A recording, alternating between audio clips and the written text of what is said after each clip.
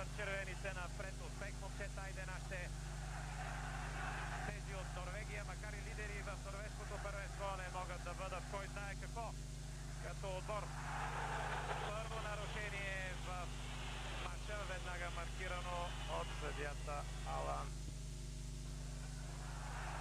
До тук чудесно, Бончо Генчев. Хубаво центриране на Бончо Генчев. Великолепно, ето първата опасност пред вратата на Молде е създадена в петата минута. Нищо, така трябва да ги нападнем и да им вземем страха. Нямаше късмет в тази ситуация капитана на армейците Георги Йорданов. Нека да видим още веднъж. Ето отбитата топка, разбира се, веднага бе посрещната от Георги Йорданов. Нямаше време да се мисли правилно. Пета минута. Отбелязваме първата сериозна опасност пред вратаря Баке. Още едно-две такива положения и няма как да не влезе, трябва да влезе тази топка в мрежата зад норвежкия вратар.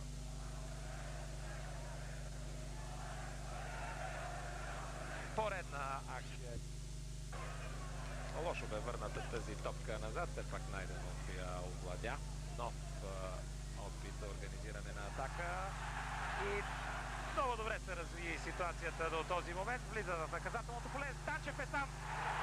Невероятен пропуск на Станчев. Успя да овладее тази топка. Спря си я на гърди. Ситуацията преди миг. Добро центриране на Мартин Петров. Виждате ето Станчев. Как спря топката. Но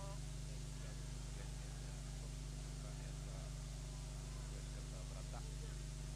Топката е половината на армейския тим. Лучен играе с нея. Жител на правилата беше Къртов. Бързо изпълниха нашите този ряковод удар. Браво! Чудесен удар на Мартин Петров. За наше съжаление, но трябва да признаем с уважение, че Мортен Баке реагира блестящо на този удар. Веднага е неутрализирана контраиграта на норвежкия тим. Нашите отново владеят топката. Генчев е това. Стига в половината на норвежкия тим отново. Възможност за обстрел на вратата на Баке. 1-0 за ЦСКА. Прекрасно включване в този момент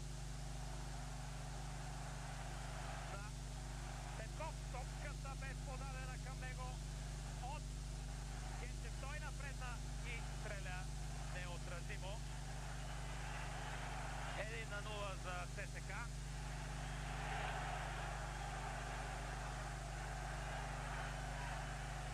На 0 за ЦСКА. Минутата е 39-та.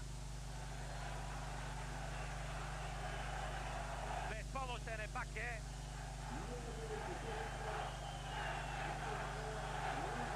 Голмайстор Милен Петков.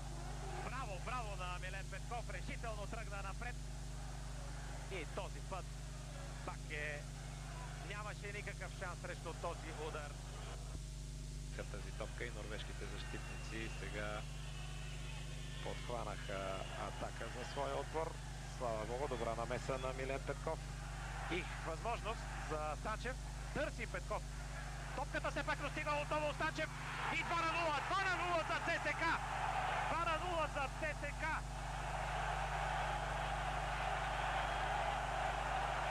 Валио Станчев е автор на втория гол за армейците.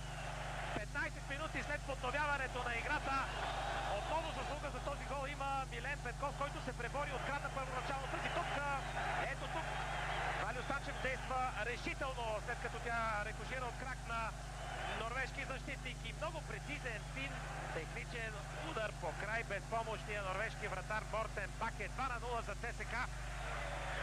2-0 в много хубав момент, така половин час преди края на матча. Браво на Валентин Станчев, след като имаше възможност през първото полувреме да открие резултата в миговете на върховно напрежение в първия четвърт час. Пря си една топка на гърди и не можа да я насочи в очертанията на норвежката врата сега се реваншира с този чудесен пробив и много техничен, много прецизен удар на Валио Станчев. И така 30 минути преди края на матча 2-0 за ЦСКА. Сега момента според мен наистина е хубав, защото норвежците ще трябва да предприемат и някои безразсъдни действия, ако искат да променят.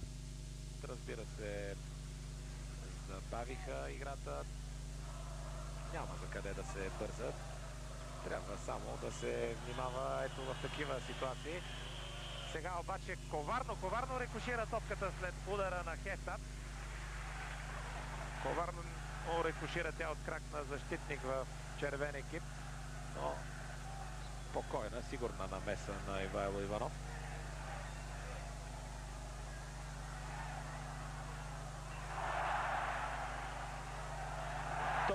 Добре действа там по десния фланг Андонов. Контраигра на норвежците. Къртов отново. Търси напред играчът с номер 9 Олсен и много неприятно след тази намеса на вратаря Иванов. На мене тя ми се стори малко прибързана. Излезе Иванов, хвърли се в краката на Олсен и Дуспа. Дуспа маркирана от главния съдия на срещата Алан Хамер. Нека да видим още веднъж повторение на тази ситуация. Имаше защитник там до норвежеца. Що му трябваше на Ивайло Иванов да излиза така? Ето, че съдията от Люксембург бе категоричен, че при своя плонж Ивайло Иванов е фаулирал играча с номер 9 Олсен.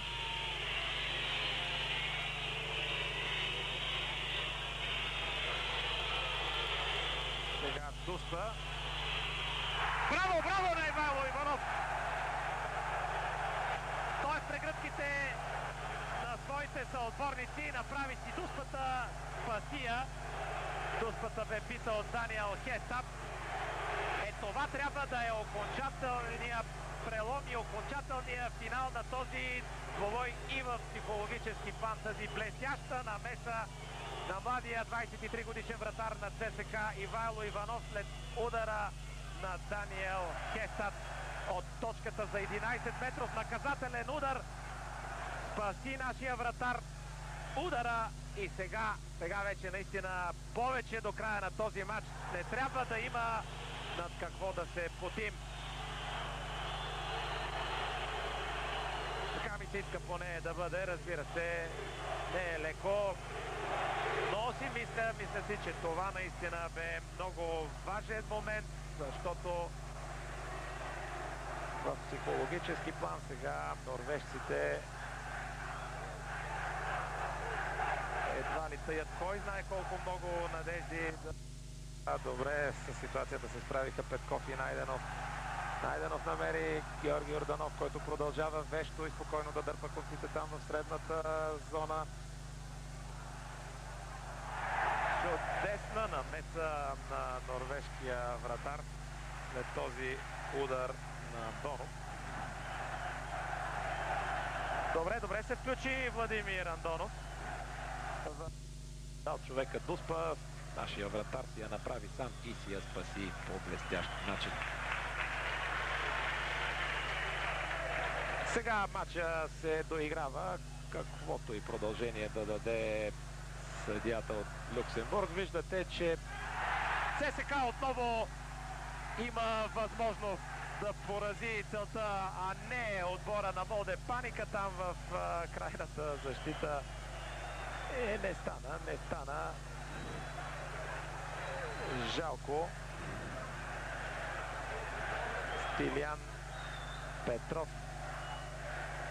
виждате, излезе сам срещу вратаря Паке, който в интерес на истината направи каквото можа, не легна веднага пред нашия нападател. Остана възможно най-дълго време, ето вижте още веднъж на повторението, норвежкия вратар остана колкото се може по-дълго време изправен и не успя да преодолее от Тусква нашия вратар Иванов и за това не може да се надява да бъде похвален за изявите си в този двубой. Това на нас ни е безразлично вече. Няма какво повече да се случи на стадион на Българска армия, освен, разбира се, публика и играчи на ЦСКА да ликуват от тази заслужена победа с 2-0. Надявам се, че веднага сега ще имаме възможност да чуем старши треньора на ЦСКА Димитър Пенев и 2-3 думички, които той ще ни каже. ЦСКА честито продължава в турнира за купата на УЕФА след победа над Молдес 2-0. Моля да ми извините, при мен е старши треньора на ЦСКА Димитър Пенев. Господин Пенев, честито най-напред. Тежък, но Честито и на момчетата, и на всички наши фенове. Смятам, че ЦСКА леко лази, нямаме проблеми. Направихме много удоволствие на нашите фенове, на зрителите, на тези, които наблюдаваха по телевизията. И още веднъж честито на всички момчета, които бяха на терена. Да, благодаря ви, господин Пенев. Това беше, нека да продължим с коментара. Да, ЦСКА леко лази, но напред, това е радостното. Напред в турнира на УЕФА и този отбор за радост на своите привърженици трупа самочувствие.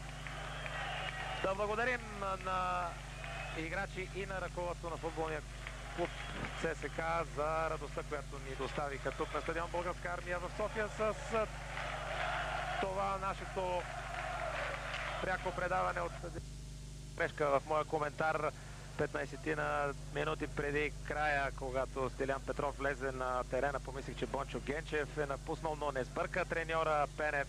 Не сбърка в този опитен наш стратег и остави до край Бончо Генчев и Георги Йорданов да всяват спокойствие в редиците на армейския тим и смут в противниковите играчи. Браво на футболистите на ЦСКА. Виждате още веднъж двата гола на Милен Петков през първото полувреме и на Валентин Станчев през второто от ЦСКА Молде 2-0. Успешно участието си на международната арена.